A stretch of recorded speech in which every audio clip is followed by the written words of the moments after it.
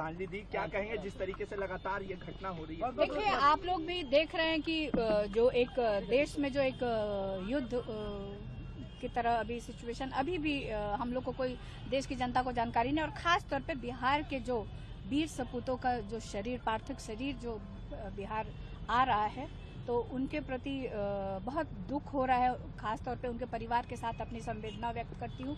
इस दुख की घड़ी में भगवान उनको साहस दे इस सहने का।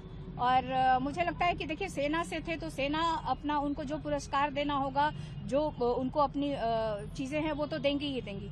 मेरी बिहार सरकार से मांग है कि उनके एक परिवार के सदस्य को योग्यता के आधार पे एक सरकारी नौकरी जरूर मिलना चाहिए। वो हमारी बिहार सरकार से मांग है। आप देखिए कि 8वीं या 9वीं हमारे वीर जवान का पार्थिव शरीर बिहार राज्य आया है, तो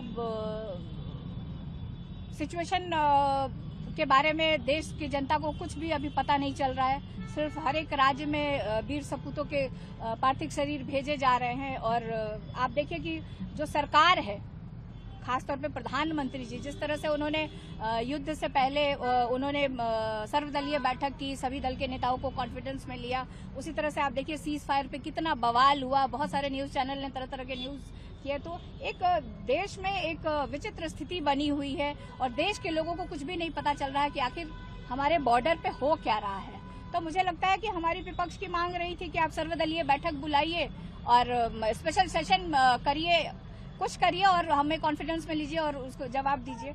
तो अभी तो यही है कि अभी जो सिचुएशन, हम लोग भी बहुत कुछ नहीं जान रहे हैं किस तरह की सिचुएशन अभी बॉर्डर पे किस तरह के हालात है, हमें देश को कितना नुकसान हुआ है और हमने कितना नुकसान पाकिस्तान को पहुंचाया है।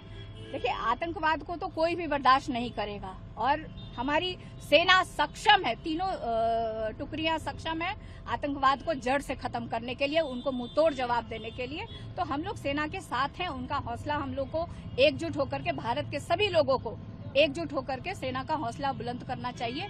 और ये देखिए, अपनी परिवार का परवाह किए हुए हमारी सुरक्षा के लिए अपना जान गंवा रहे हैं। तो ऐसे वीर सपूतों को हम लोग को सम्मान देना चाहिए और खास तौर पे बिहार के जो सपूत हैं उनको बिहार सरकार के तरफ से भी उचित सम्मान देना चाहिए। मिश्रा दी, आप भी पहुंची श्रद्धांजलि देने। इतिहास में पहली बार हुआ कि कहीं कोई शहीद का पार्थिव शरीर आया और मीडिया को बाहर रखा गया, कहीं से उनको देखिए मीडिया को बाहर रखना, ये क्यों बाहर रखा गया, किस बात की चिंता थी, किस बात का उनको डर सता रहा है, ये तो गलत है। और मीडिया आएगी तभी तो उस जवान को एक अलग तरह से सम्मान मिलेगा। पूरे बिहार की जनता देखेगी कि आखिर हमारे नवादा का एक नौजवान, 22 साल का नौजवान किस तरह से देश के लिए, हमारी सुरक्षा के लिए अपनी जान को, तो ये उचित नहीं था। कहीं ना कहीं से सरकार को ऐसा नहीं करना चाहिए था, मीडिया को परमिशन मिलना चाहिए।